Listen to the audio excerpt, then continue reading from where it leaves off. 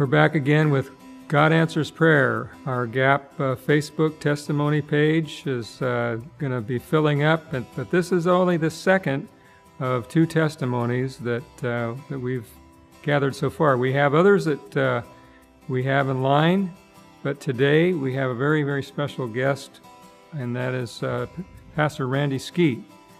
And we welcome you here today. We've really enjoyed and been blessed by your preaching here, and so welcome to GAP. Well, thanks, Pastor Williams. I have also been highly blessed to be here with the members of the Chula Vista Seventh-day Adventist Church. I'm always asked, what is your story? How did you come to Christ? And I do not have a spectacular story. I always tell people I grew up in a Christian home. My mother was a very Christian woman. She still is. A woman that's constant prayer, very serious about her spiritual life. And we grew up in the Catholic Church. I was a little boy, and I served as an acolyte, or what is better known as an altar boy with the priest. And I had a desire to be a priest. And the local priest, I believe the story goes, saw something in me that suggested to him, this boy will be a good priest. And I think my mother found out. Also, my sister tells me. So my mother was appropriately alarmed and withdrew us from the church when she heard the priest had his eyes on me. And she sent us to another church, a Sunday keeping church. And she wasn't satisfied with the level of Bible instruction. That was one of her criticisms of the Catholic Church, not enough Bible instruction. So she kept us home, and we were probably 8, 9, 10, that age. Then she sent us to the Salvation Army Church. This is in Barbados, by the way. Then she kept us at home. She was not satisfied. And somehow she came into contact with the Sabbath truth. I believe she was listening to a program by that old preacher called Herbert W. Armstrong, who had a church called The World Tomorrow. Yes. And they used to believe in the Sabbath. I don't believe they do that now. The church has splintered. And she heard it. However she did, she was immediately convicted, and she inquired of a friend of ours about anyone who goes to church on Sabbath. She'd never heard of it. And the friend happened to be a Seventh-day Adventist, and we didn't know. Amen. So she spoke to him, and I think the very next Sabbath, we jumped into a taxi and went to his church. That's in Bridgetown, Barbados. And that's over 40 years ago. And we never left. So that's really my story. I just grew up with a mother who is very spiritual up to this day at the age of 92. And does she pray for you? Oh, I know she prays for me whether I hear her or not. My mother prays for her children very earnestly. I mean, she prays from her bowels for her children. So you see, God answers prayer for you, the prayers of your mother. Amen. And I won't argue with that at all. All right. Sometimes I travel in remote places because the Lord takes me all over the world, all 6 continents. And I say to myself, my mother's prayers are following me wherever I go. Now, I have to do my part to be faithful, but I know without a doubt that my mother's prayers have pursued me all over the world, and I'm tremendously grateful to my mother for her spiritual influence in my life. There was another lady who influenced me very highly at my local church in Bridgetown, Barbados. Her name was Sister Daniels, and she died many years ago.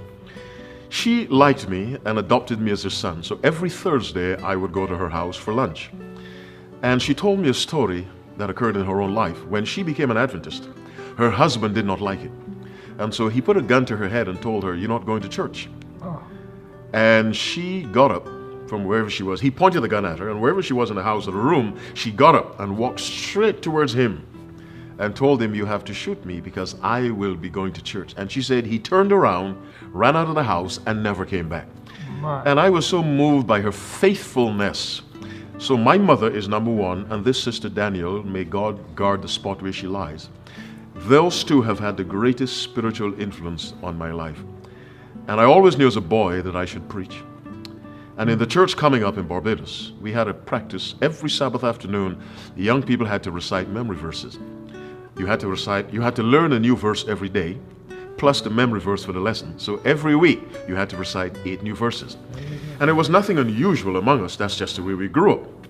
And you'd go to the conference every quarter and get what was called, I think, the morning watch, which contained all the memory verses for that year.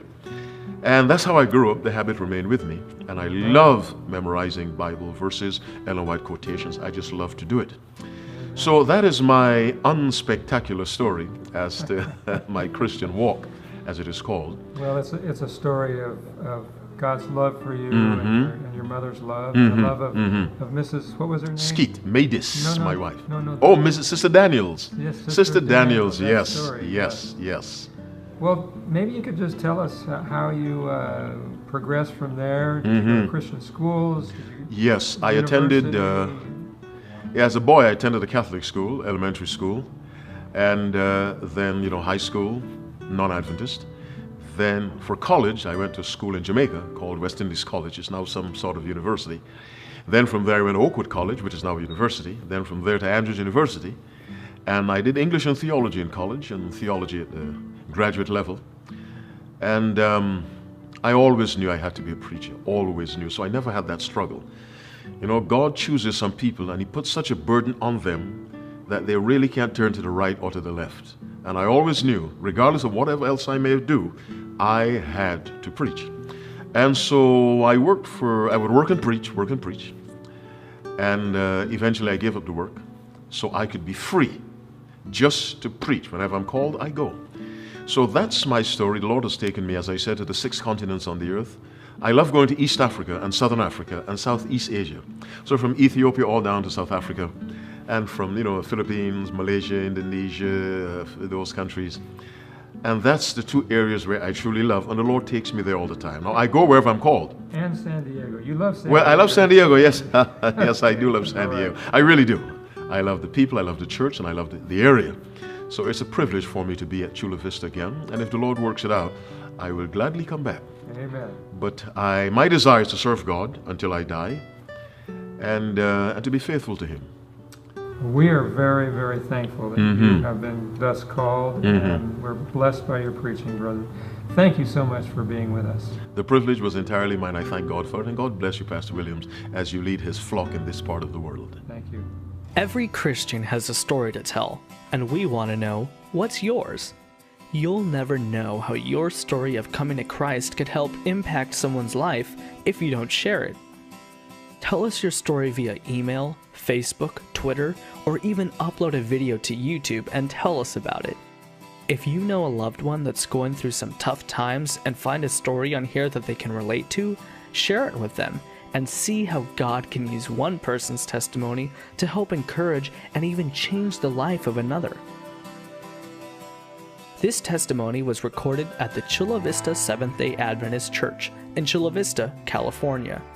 If you're in our neighborhood and would like to pay us a visit, ask for prayer, or simply want to get more information about who we are and what we believe, visit our website at chulavista.sda.org or call us at 619-422-0405. Gap Testimonies.